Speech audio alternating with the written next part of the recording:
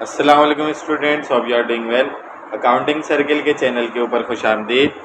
Student, जैसा कि आपको मालूम है कि हमारा वर्कशीट के ऊपर लेक्चर चल रहा था और काफ़ी डेज से मैंने ये लेक्चर अपलोड नहीं किए थे, तो आज हम जो लेक्चर अपलोड करने वाले हैं सबसे पहले वो ईयर 1996 रेगुलर बीकॉम पार्ट 1 जो कि अब एडीसी हो चुका है, उसका क्वेश्चन नंबर 1 जो कि इम्पोर्टेंट क्वेश्चन है वर्कशीट का फाइनल अकाउंट का, उसको हम डिस्कस करेंगे। सो वीडियो पूरी देखने से पहले मेरे चैनल को सब्सक्राइब करें और वीडियो को ज़्यादा से ज़्यादा शेयर करें ताकि जिन स्टूडेंट को इस तरीके की क्वेश्चन में प्रॉब्लम्स होती हैं उनको आसानी से मसाइल क्लियर हो सकें। और आपको भी अगर इसमें कोई कन्फ्यूजन हो, कोई मसला मसाइल हो, कोई बात ना समझ में आए तो आप व्हाट्सएप पर और कमेंट सेक्शन में भी क्वेश्चन करके पूछ सकते हैं और फेसबुक पर भी रब्ता कर सकते हैं। तो क्वेश्चन में आपको सबसे पहले कह रहा है कि the following balances were taken from the general ledger of mister Tanveer Adil. ठीक है, एक ओनर है मिस्टर तनवीर आदिल, उनके बैलेंसेज लिए मैं जनरल लेजर से दिसंबर 31 1995 को ईयर एंड हो रहा है इनका।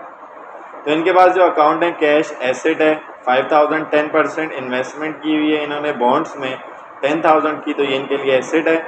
मर्चेंडाइज इन्वेंट्री ओपनिंग है 4000, परचेजेज आपका 20,000, अकाउंट रिसीवेबल 10,000 है। अलाउंस ऑफ बेड डेट्स का डेबिट बैलेंस दिया हुआ है 200 का पहले से, ठीक हो गया।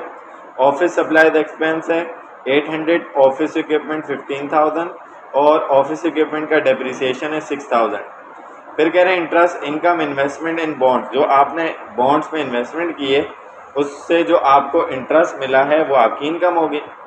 अनअर्न्ड रेंट है लाइबिलिटी 5,500, सेल्स 35,000, इनकम आपकी। Revenue salary expense, advertisement expense, ये भी एक्सपेंस। और कैपिटल है ऑनर का यानी तनवीर आदिल साहब का। ये बैलेंसेस देने के बाद उसने कुछ डेटा साल के आखिर में दिए कि आपने उसको एडजस्ट करना है और रिक्वायर्ड में कह रहा है प्रिपेयर 10 कॉलम वर्कशीट। ठीक है, आपकी आसानी के लिए मैंने एडजस्टमेंट रफली इधर बनाई है और मैं आपको साथ साथ समझाता भी चलूँगा। तो सबसे पहले आपके पास यहाँ पर जो चीज़ आ रही है वो क्या है, वो एडजस्टमेंट्स है। ठीक है ना, ये बात देखिएगा ज़रा। मर्चेंडाइज इन्वेंट्री ₹10,000 ऑन 31 दिसंबर 1995, यानी कि साल के आखिर में जब आपने देखा तो आपके पास ये अकाउंट किया 10,000 की इन्वेंट्री आपके पास मौजूद थी। तो एंडिंग इन्वेंट्री की जो एंट्री बनती है वो एंट्री कैसे बनती है, वो फिक्स एंट्री होती है जिसका कॉन्सेप्ट ये होता है कि एंडिंग इन्वेंट्री आपकी एज अ एसेट रिकॉर्ड होगी और कॉस्ट ऑफ गुड्स सोल्ड में यानी कि इनकम स्टेटमेंट में as a contra expense account record होती है। तो merchandise inventory debit, income summary account credit, क्योंकि ये आपकी कॉस्ट को कम करके आपके प्रॉफिट को बढ़ा देती है, इसलिए इनकम समरी अकाउंट आपका क्रेडिट होता है। और ये वो वाहिद अकाउंट है जो इनकम स्टेटमेंट और बैलेंस शीट दोनों में रिकॉर्ड होता है। तो ये आपकी फिक्स एंट्री बन गई। उसके बाद कह रहे हैं interest on investment on bond and receivable semi annually on June 30 and December 31। यानी सिंपल अल्फाज में वो ये कह रहा है कि आपने ये बॉन्ड्स में 10,000 की जो इन्वेस्टमेंट की हुई है इसके ऊपर जो आपको इंटरेस्ट मिलेगा वो आपको सेमी एनुअली मिलेगा, यानी हर 6 महीने बाद मिलेगा। तो इसका मतलब जून को आपको मिल चुका होगा और दिसंबर 31 को आपको रिसीवेबल होगा। तो इसलिए आप क्या करेंगे, इसकी एंट्री बनाएंगे interest receivable debit, interest income credit, यानी आपकी इनकम तो हो गई लेकिन इंटरेस्ट रिसीव करना बाकी है। अब कैलकुलेट कैसे करेंगे, देखें आपके पास 10,000 की इन्वेस्टमेंट थी, उसका 10% आपका बन गया कितना 1,000, और आपको क्वार्टरली लेना था यानी कि साल में 2 बार। तो एक सेमी एनुअल का, सॉरी क्वार्टर बोल दिया, सेमी एनुअल का इंटरेस्ट लेना था तो 1/2 यानी कि 50%। तो 1,000 का 50% कितना बनेगा 500 रुपीज़ आपकी इंटरेस्ट इनकम है लेकिन रिसीव करना बाकी है, तो ये आपकी फिक्स एंट्री हो जाएगी।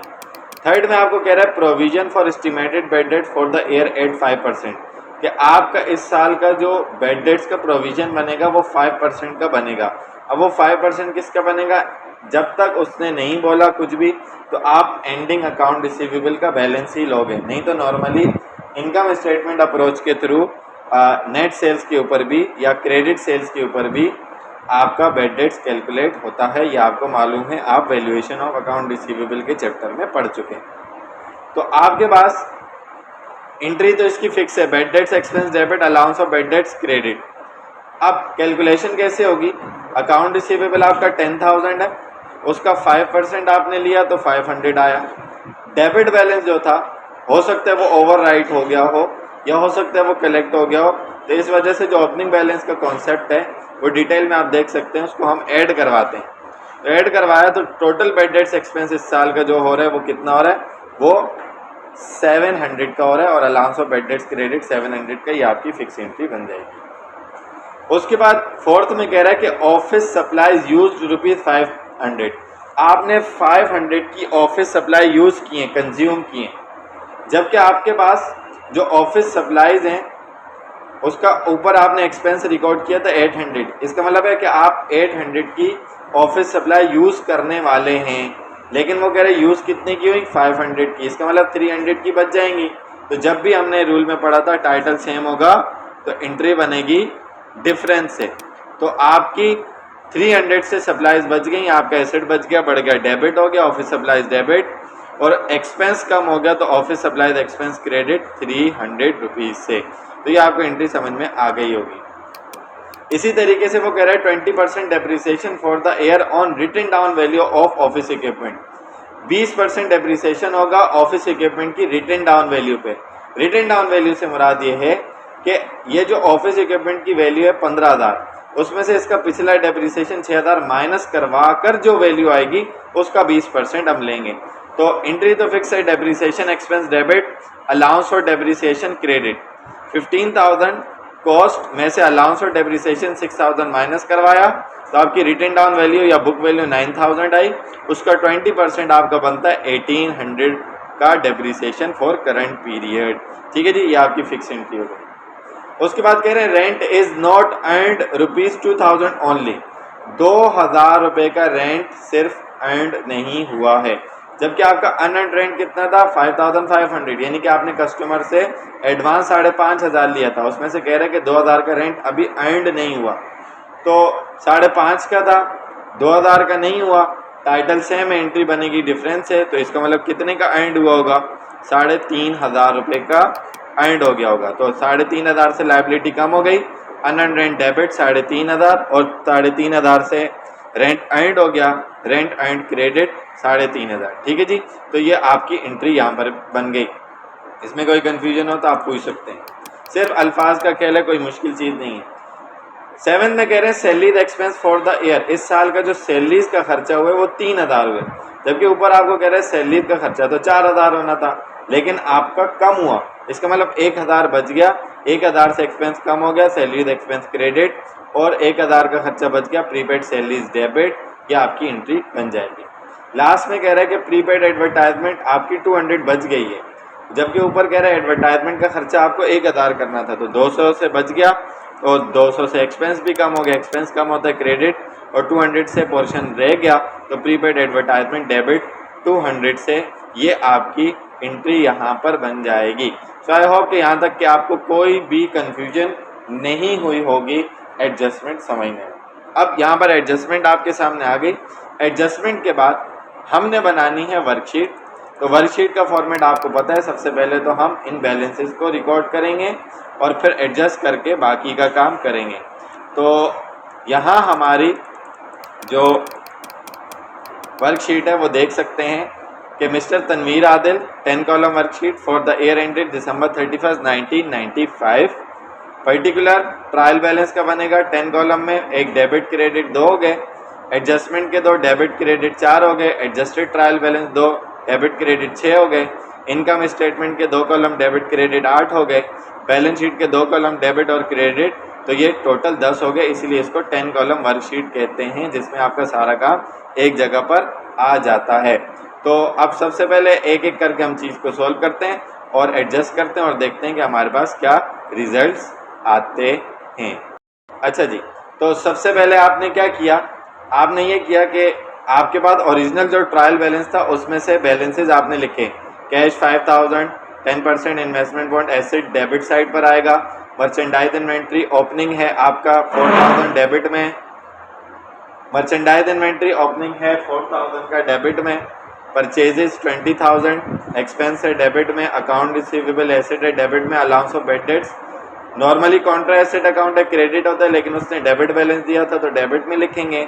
ऑफिस सप्लाईज एक्सपेंस 800 से डेबिट में, क्योंकि एक्सपेंस है, ऑफिस इक्विपमेंट एसेट है डेबिट में, allowance for depreciation Contra asset है क्रेडिट में, इंटरेस्ट इनकम इनकम है क्रेडिट में, अनअर्न्ड लायबिलिटी है क्रेडिट में, सेल्स आपका रेवेन्यू है क्रेडिट में आ गया, सैलरीज एक्सपेंस आपका डेबिट में आ गया एक्सपेंस है, एडवर्टाइजमेंट एक्सपेंस आपका 1000 डेबिट और कैपिटल आपका क्रेडिट 23,000 से। तो ये इसका टोटल मैंने अलग से रेड में हाईलाइट करके लिख दिया 70,000 है, क्योंकि ओरिजिनल जो आपके पास ट्रायल बैलेंस था उसके अंदर आपके पास ये चीज़ टोटल मौजूद नहीं थी, उसने सारे अकाउंट एक साथ दिए हुए थे, तो ऐसा भी कर सकता है और उसका ग्रैंड टोटल भी 70,000 बनेगा। यहाँ पर डेबिट क्रेडिट इक्वल होना चाहिए। अब जब आपने सबसे पहले एडजस्टमेंट की तो एडजस्टमेंट में आपकी जो पहली एंट्री थी, यहाँ पर आप पहली एंट्री देख सकते हैं, मर्चेंडाइज इन्वेंट्री डेबिट और इनकम समरी अकाउंट क्रेडिट, ये एडजस्टमेंट में नहीं लेते आप, ताकि आपकी इन्वेंट्री का बैलेंस ओवर वैल्यूड ना हो जाए। तो आप क्या करेंगे कि जो न्यू अकाउंट्स आए हैं उनको पहले एडजस्ट लिख लें और जो एडजस्ट हो रहे हैं उनको आप एडजस्ट करना शुरू कर दें। जैसे इंटरेस्ट रिसीवेबल पहले नहीं था तो ये पहले नया अकाउंट आया, उसके बाद बैड डेट्स एक्सपेंस नहीं था तो बैड डेट्स एक्सपेंस आया, ऑफिस सप्लाईज नहीं था तो ऑफिस सप्लाईज आया, उसके बाद डेप्रिसिएशन नहीं था तो डेप्रिसिएशन एक्सपेंस आया, इसी तरीके से रेंट इनकम नहीं था रेंट एंड वो आया, प्रीपेड सैलरीज नहीं था प्रीपेड सैलरीज आ गया, प्रीपेड एडवर्टाइजमेंट नहीं था वो आ गया, और आखिर में मर्चेंडाइज इन्वेंट्री एंडिंग लिखेंगे, जो कि हम एडजस्ट कहाँ करेंगे, वो हम एडजस्ट करेंगे आखिर में इनकम स्टेटमेंट और बैलेंस शीट के अंदर। ठीक है जी। तो आपके पास एडजस्टमेंट क्या क्या हुई, सबसे पहले आपके पास अलाउंस और बैड डेट्स जो था उसकी एंट्री बनी थी 700 से, ठीक है ना, और अलाउंस और बैड डेट्स क्रेडिट हुआ था तो आपने उसको लिख दिया क्रेडिट में, ठीक है। उसके बाद ऑफिस सप्लाईज एक्सपेंस 300 से क्रेडिट हुआ था तो आपने उसको लिख दिया क्रेडिट में। उसके बाद अलाउंस और डेप्रिसिएशन 6000 पहले था, 1800 से क्रेडिट हो गया, आपने क्रेडिट लिख दिया। इंटरेस्ट इनकम 500 से क्रेडिट थी, इस साल मजीद जो दिसंबर के सेमी एनुअल की 6 महीने की थी वो क्रेडिट हो गई। अनअर्न्ड रेंट 5,500 से क्रेडिट था, 3.5 से डेबिट हो गया क्योंकि इतना पोर्शन अर्नड हो चुका था। उसके बाद सेल्स में कोई एडजस्टमेंट नहीं, सैलरीज एक्सपेंस 4000 से डेबिट था, एडजस्टमेंट में 1000 से क्रेडिट हो गया, यानी कि 1000 से खर्चा कम हो गया। एडवर्टाइजमेंट एक्सपेंस आपके पास 1000 से डेबिट में था, 200 से क्रेडिट हो गया, ठीक हो गया। कैपिटल में कोई एडजस्टमेंट नहीं। उसके बाद आपके पास जो इंटरेस्ट रिसीवेबल था, जो नए अकाउंट होते हैं, ठीक है, जो नए अकाउंट होते हैं वो डेबिट है तो डेबिट में लिखते हैं, क्रेडिट है तो क्रेडिट। इंटरेस्ट रिसीवेबल एसेट है डेबिट में आया, बैड डेट्स एक्सपेंस एक्सपेंस है डेबिट में आया, ऑफिस सप्लाईज एसेट है डेबिट में आया, डेप्रिसिएशन एक्सपेंस एसेट है डेबिट में आया, रेंट इनकम इनकम है रेवेन्यू क्रेडिट आया, प्रीपेड सैलरीज एसेट है डेबिट में आया, प्रीपेड एडवर्टाइजमेंट एसेट है डेबिट में आया। तो ये एडजस्टमेंट का टोटल देख सकते हैं 8000 है, ग्रैंड टोटल में भी 8000 और क्रेडिट साइड का भी 8000 है।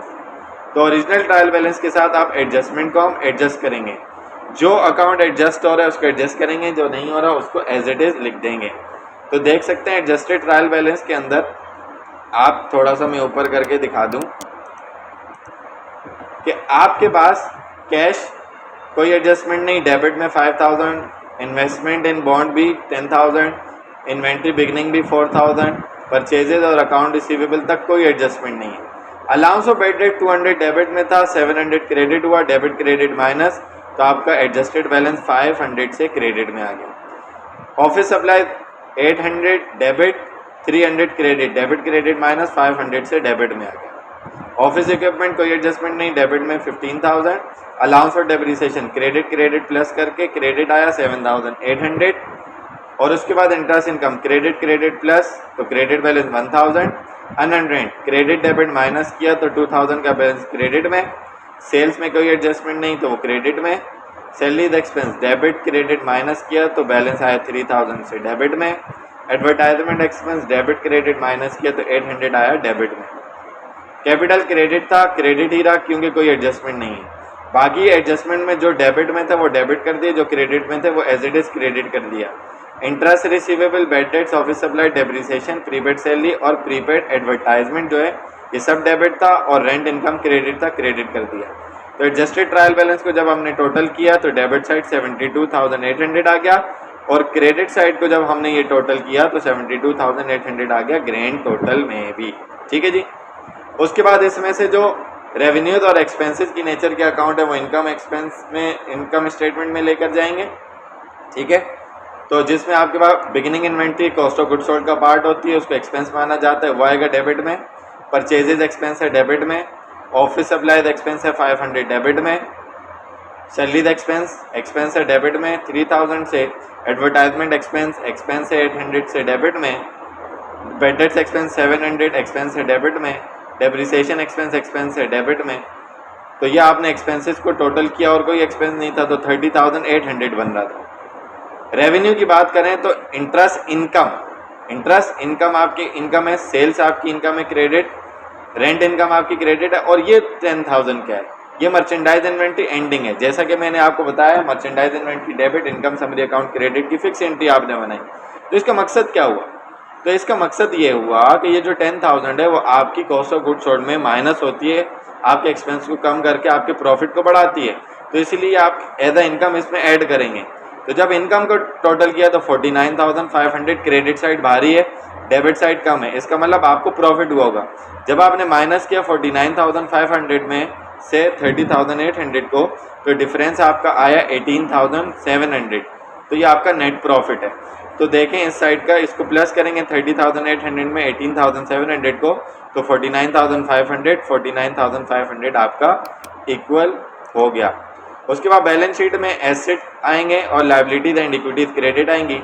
कैश आ गया, इन्वेस्टमेंट इन बॉन्ड आ गया, अकाउंट रिसीवेबल एसेट आ गया, ऑफिस इक्विपमेंट आ गया, इंटरेस्ट रिसीवेबल एसेट आ गया, office supplies asset, prepaid salaries asset, prepaid advertisement asset और ending inventory as asset decode होगी। अभी मैंने आपसे कहा कि ये वो एसेट है जो दोनों साइड डिकोड होता है। टोटल एसेट साइड यानी डेबिट साइड 52,000, क्रेडिट साइड में आपके पास allowance of bad debts, allowance for depreciation, unearned rent liability, capital 23,000, total किया 33,300 आया, बराबर नहीं है। प्रॉफिट ऐड कर देंगे 18,700, तो इसमें टोटल किया तो 52,000 आ गया। इधर भी तो सारे बैलेंसेज आप देख सकते हैं कि मैच हो रहे हैं। सो आई होप कि ये वर्कशीट का बहुत ही आसान सा क्वेश्चन आपको अच्छे से समझ में आया होगा। अगर इसके अंदर आपको कोई भी कन्फ्यूजन होती है तो आप कमेंट सेक्शन में क्वेश्चन करके पूछ सकते हैं।